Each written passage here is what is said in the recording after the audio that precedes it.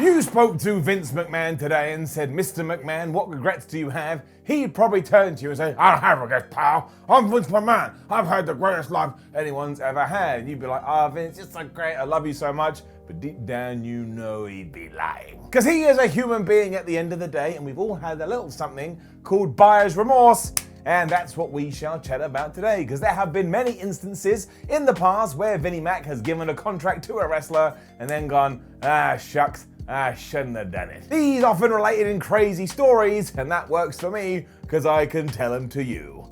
This is 8 times Vince McMahon regretted giving a bunch of big contracts to wrestlers. Number 8, the Ultimate Warrior. If you saw the Ultimate Warrior in his pomp, there was nobody like him. I mean, he ran to the ring like a loon, and when he started to shake the ropes, it's like he wanted to remove the ropes from the ring. And he also kind of took this argument about how you have to be a good wrestler when you are having a wrestling match, and he threw it out the window. People were so into his persona and so into his character, they didn't give 2 hoots. The real shame was when you grew up and got a little bit older and realized he was a very controversial figure, because not only did he give some speeches that there was no excuse for, but as it turned out, he was also very difficult to deal with behind the scenes. So we flash back to 1996, and Vince McMahon was reminded of this when he offered a bumper contract to the man born as Jim Hellwig to come back to the World Wrestling Federation. Having been away for around about 4 years, Vinnie Mac thought it would be a great idea to put the Ultimate One against the likes of Bret Hart and Shawn Michaels and have a bunch of box office matches. That's why when he did make his return,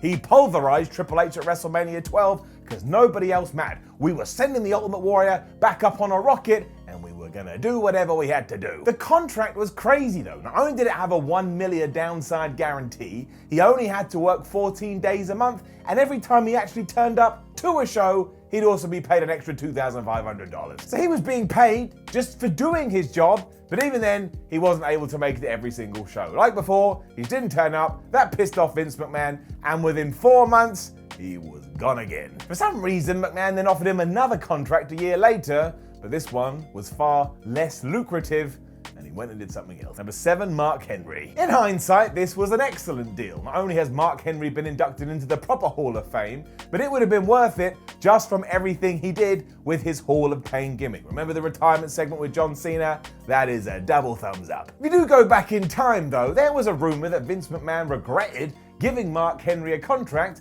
and that's probably because he gave him a 10-year deal for just the small price of $250,000 a year. I mean, all of this was coming off the back of the 1996 Olympics, and we've all seen that before, an athlete coming into professional wrestling and doing pretty well, but it just didn't click at first, with the added problem that the rest of the locker room were like, who is this guy that's just walked in and is now being paid a bucket load of cash? The problem was he was just rushed to TV too soon, so he had to learn on the job, and he had to learn in front of our eyes. It's when all of a sudden he was ripped from his apparent trajectory and put in angles like sexual chocolate and helping Mae Young give birth to a hand.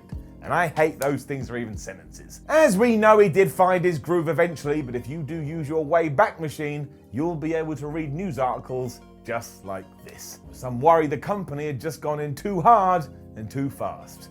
Let's face it, we've all done that. Number 6, The Club. Just to be clear, Luke Gallows and Carl Anderson are not only one of the best tag teams on the planet, but even as individual superstars, they still kick all the ass. This has nothing to do with that. What it does have to do with is how Vince McMahon clearly saw them after he signed them to 2 huge deals in 2019. Clearly freaked out by AEW and just trying to lock down everyone for as long as he could, he paid Carl Anderson and Luke Gallows a handsome sum of $750,000 a year each. So that is incredible money, but even then the pair were umming and ahhing, because let's face it, it's not like World Wrestling Entertainment was using them to the best of their abilities. Sometimes they weren't even on television. But having been convinced by friend AJ Styles to do this and stay there, and that's where the OC was born, April 2020 came around, and Vince McMahon kicked him out. Now this was down to the global situation, of course, but still, I think that's an overwhelming amount of evidence. As soon as things had changed, Vince McMahon decided he had made a mistake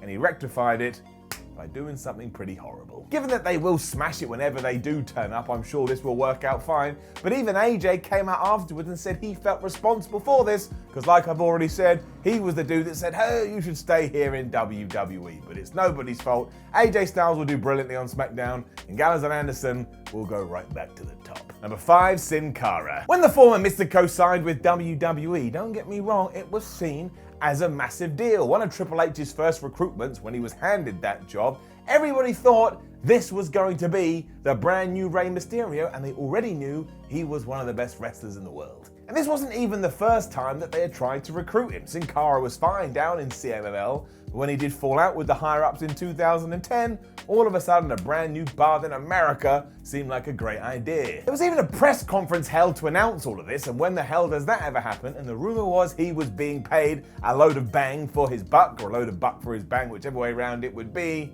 But then it really didn't go to plan. It started roughly because so many of his matches were marred by botches. Now that happens and we all make mistakes. He then got suspended for failing the wellness test. Then when he came back, he injured his knee and he was out for ages. All of this felt like he was cursed, and his last match in the WWE came in October 2013 when they just went, you know what, we're gonna put Hanako under the mask instead and you can just go back to CMML. That's what Mystico did, and we've never seen him again unless you watch CMLL. My highlight of his entire run though was the first time I saw his entrance and had no idea he was using a trampoline, so I was so amazed by how agile this guy was. What a bald moron. Number 4, Rob Gronkowski. To quote the Macho Man, Rob Gronkowski's WWE run was nothing more than a cup of coffee in the big time, because as soon as he arrived, he left again. Having signed a contract in March 2020, a lot of people were intrigued to see what Gronk was going to do in the land of wrestling. I mean, let's face it, he was the host of WrestleMania 36, so he was trying to get some mainstream coverage, and he even became the 24/7 champion. In fact, while I'm talking, he still is. Within a month though, Robert decided that he wanted to go back to the NFL, joined the Tampa Bay Buccaneers, and teamed up once more with old friend Tom Brady. And you have to think a small part of this annoyed Vince McMahon, even more so because apparently the contract he had been offered was similar to a Ronda Rousey or a Brock Lesnar, e.g. a lot of money for not a lot of dates. I would guess that given the world was shutting down, everybody got over this quite quickly, but if there was a plan in place and it got flushed down the toilet, somebody would have been pissed off. It doesn't mean he can't do something with the company at some point, but whatever this was meant to be is now definitely not what it is, or was, or will be. Number 3, The Big Show. This is very much another Mark Henry situation, although some people will go, well, I don't think he ever lived up to his potential. Try and find me another wrestler that has had a career like the real name Paul White. He's even crossed over into the mainstream recently thanks to his Netflix show, and he's been employed by a wrestling company since 1996.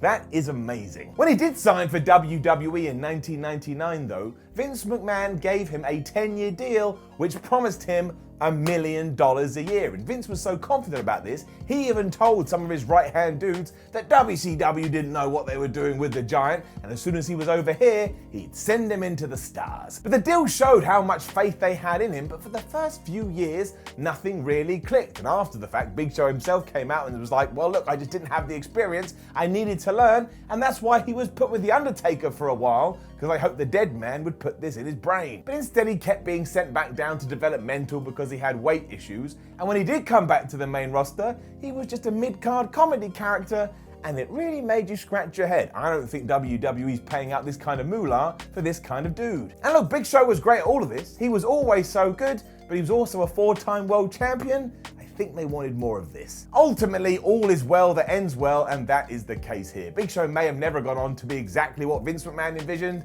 but he is a legend, he is a Hall of Famer, and he will go down in those history books.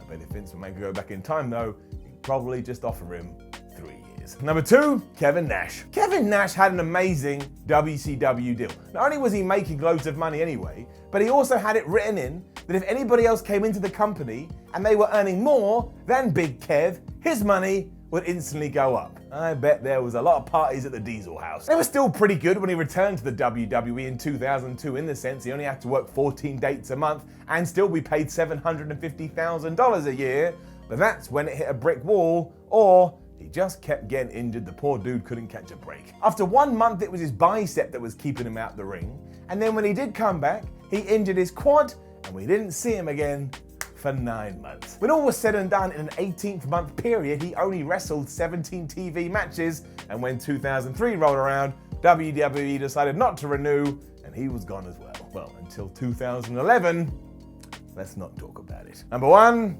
Bret Hart. We know that Vince McMahon regretted this because he has talked about it time and time again, and Bret Hart has done the same, and there's even a documentary called Wrestling with Shadows that documents it in real time. It all kicked off in 1996 when Eric Bischoff decided he'd like Bret Hart to jump ship to WCW, so he made him an offer. This terrified Vince McMahon because he couldn't lose yet another pride asset, so he said to the Hitman, I will give you a 20-year deal, you'll be with the WWF forever, and I'm just gonna keep paying you more and more money every 12 months. And then you zoom forward into 1997 and WCW was just kicking WWE's ass so badly that Vince was running out of money. When he was looking through the books, he was like, I've gotta get rid of something.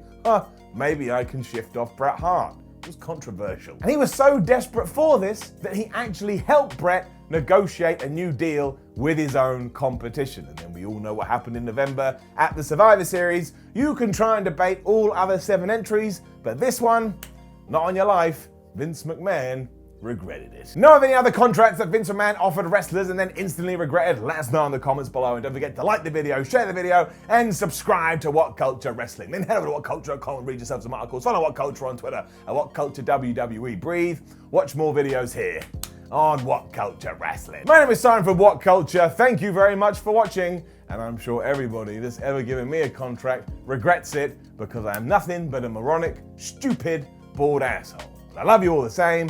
I will see you when I see you, and when I see you, I'll be seeing you.